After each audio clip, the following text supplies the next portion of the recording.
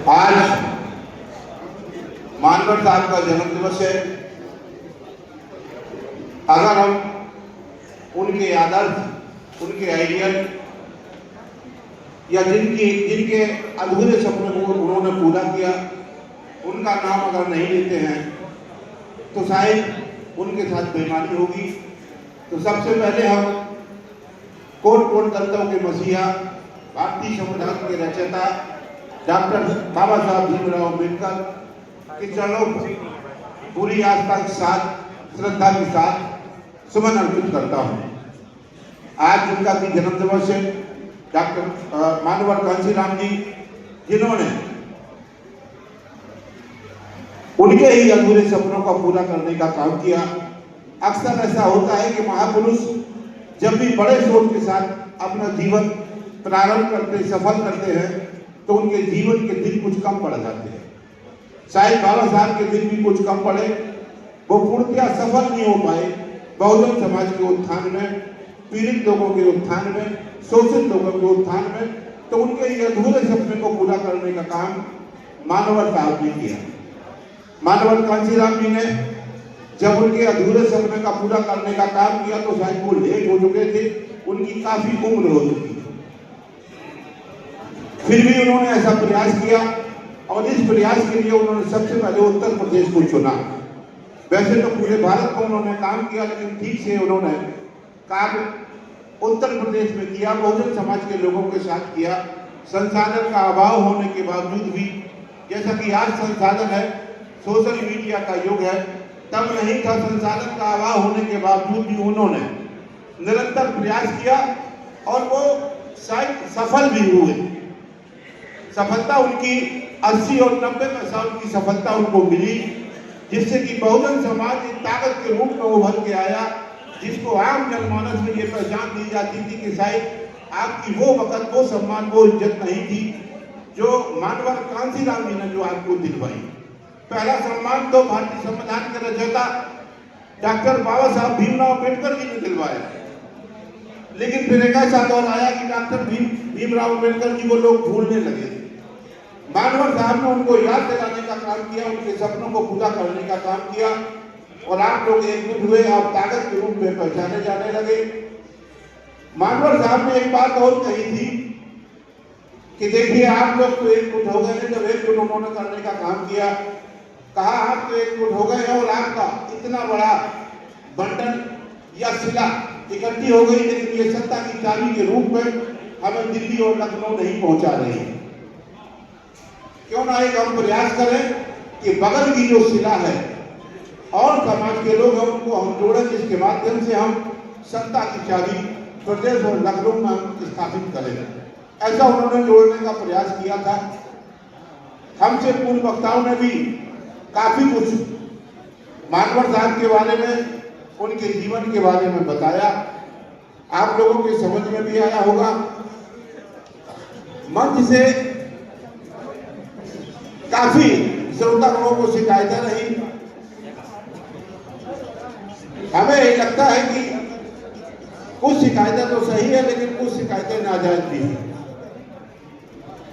आप लोगों से इस संबंध में बात करें तो ये जरूरी भी है कि शिष्टाचार के माध्यम से समाजवादी पार्टी के जिला अध्यक्ष सहित वर्तमान विधायक और पूर्व विधायक, मंत्रीगण और समाजवादी पार्टी के जो भी जिम्मेदार संगठन के फ्रंटल के पदाधिकारी बैठे हैं, उनका भी अभिवादन, उनका भी सम्मान जरूरी है। उनका भी सम्मान करता हूं, उनका अभिवादन करता हूं, अभिनंदन करता हूं। आज की इस सभागार में उपस्थित खासतौर से जुझारू और संघर्षशील समाजवादी पार्टी के जिम्मेदार कार्यकर्ता, उनका भी अभिनंदन। उनकी वजह से ही ये मंच सुशोभित हो रहा है। विशेष तौर से हम सम्मानित करना चाहेंगे या अभिनंदन करना चाहेंगे अपनी मातृशक्ति को, माताओं बहनों को, जिन्होंने बड़ी तादाद में यहाँ उपस्थित होकर आज की लड़ाई में अपनी भागीदारी और हिस्सेदारी पेश की है। हर मीटिंग का देखिए एक मकसद होता है, यूं ही किसी का जन्म दिवस नहीं मनाया जाता है। जन्म दिवस उनका ही मनाया जाता है जिनसे हम कुछ सीख सके, जिनके जीवन से हम कुछ सबक ले सकें। मानवर कांशीराम जी के जीवन से हमने सबक लिया और सबक लेके हम आगे चलने का प्रयास कर रहे हैं। उत्तराधिकारी के रूप में उन्होंने बहन मायावती को अपनी जिम्मेदारी दी थी। हम में से ऐसे बहुत से पौधे उसी नर्सरी से पल्लवित हुए हैं, फूले और फले हैं जो आज वृक्ष का रूप धारण किए हैं। कुछ लोग मंच पे भी उपस्थित हैं, हम भी उसी में से एक पौधे का स्वरूप थे। 2022 तक बहुजन समाज पार्टी में हम रहे। हमें अब ऐसा लगा, ये हो सकता है व्यक्तिगत हमारा विचार हो, आप सब लोग उससे सहमत ना हो, हमें ऐसा लगा कि पार्टी अब मूल विचारधारा से दाहिने बाएं खिसक गई। पार्टी की जो विचारधारा जो मानवर कांशीराम जी ने जो दी थी, जिसकी वजह से उन्होंने बहुजन समाज का गठन किया था, हमें ऐसा लगता है कि शायद पार्टी अपनी विचारधारा से खिसक गई। 20 सालों के इतिहास में हमने देखा है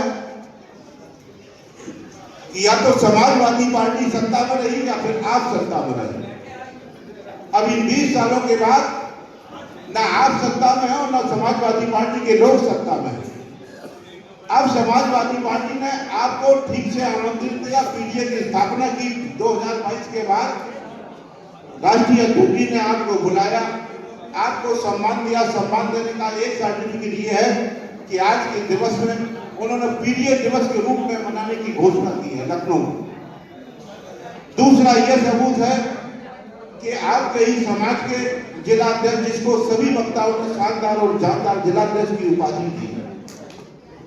इसके पहले समाजवादी पार्टी में बहुजन समाज के लोग जिलाध्यक्ष के रूप में नहीं आते थे, यानी कि राष्ट्रीय अध्यक्ष ये निश्चित कर रहे हैं कि आपका सम्मान हमारे दल में सुरक्षित है। आपकी हिस्सेदारी भागीदारी सरकार के बनने के बाद निश्चित होगी।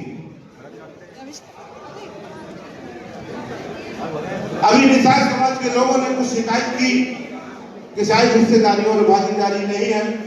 मंच से और भी वक्ता आए तो सबसे ज्यादा तालियां श्रोतागणों की एक बात पे बजी कि यदि बहुजन समाज की या दलित समाज की दबे पिछले लोगों की हिस्सेदारी ठीक से होगी तो समाजवादी पार्टी जीत जाएगी। इसमें हमने देखा कि काफी हद तक श्रोतागणों ने तालियां बजाई। अरे भाई, आपकी हिस्सेदारी, आपकी भागीदारी तो इसी जगह से निश्चित हो जाती है कि एक बार श्रद्धेय नेताजी ने मानवर कांशीराम जी को इसी लोकसभा से जिताने का प्रयास किया। इटावा लोकसभा से ही वो पहली बार सदन में पहुंचे थे, उन्होंने जिताने का काम किया। निषाद समाज के लोगों को इस बात का आभार और अभिनंदन करना चाहिए नेताजी का कि उन्होंने बहन फूलन देवी को सदन में पहुंचाने का काम किया। अभी जब लोकसभा का गठबंधन हुआ था बहुजन समाज पार्टी का और समाजवादी पार्टी का, तब उन्होंने निषाद समाज के प्रत्याशी को ही गोरखपुर में उतारा था और शायद वो सांसद वहां से पहली बार सांसद वहां से बने। तो आपका लोगों का, समाज के लोगों का स्थान तो है, सम्मान तो है। हो सकता थोड़ी बहुत चूक, थोड़ी बहुत भूल इस मंच के माध्यम से हो जाती हो, तो उसको नजरअंदाज करना चाहिए, क्योंकि आपको महसूस करना चाहिए आपकी लड़ाई बहुत बड़ी है।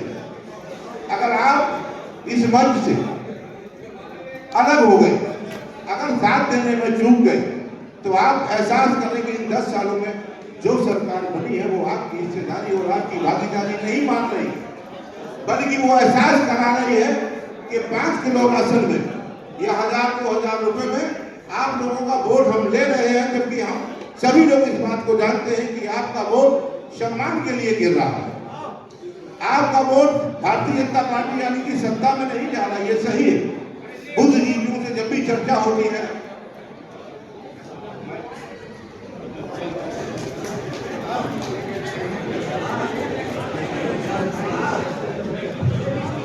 बुद्धिजीवियों से जब भी चर्चा होती है तो वो यही कहते हैं कि इनका वोट अलग जा रहा है।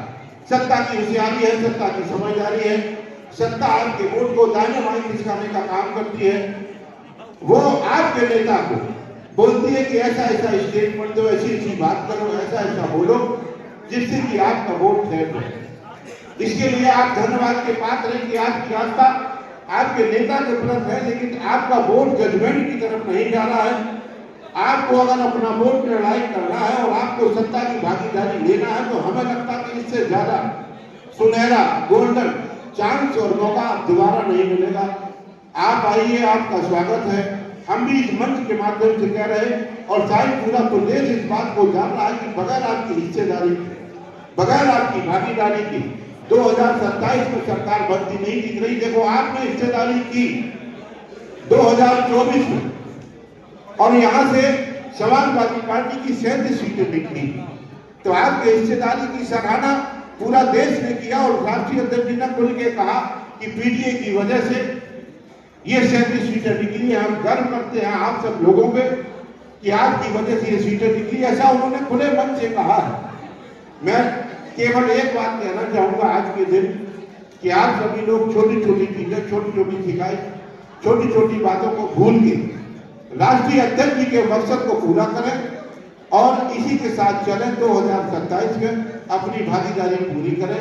अपनी बात को समाप्त करने के पहले एक बार फिर सम्मानित मंच को नमन करना चाहूंगा। आए हुए समस्त जुझारू और संघर्षशील कार्यकर्ताओं की ऊर्जा को नमन करना चाहूंगा। जय हिंद, जय भीम, जय समाजवाद, खुदा हाफिज।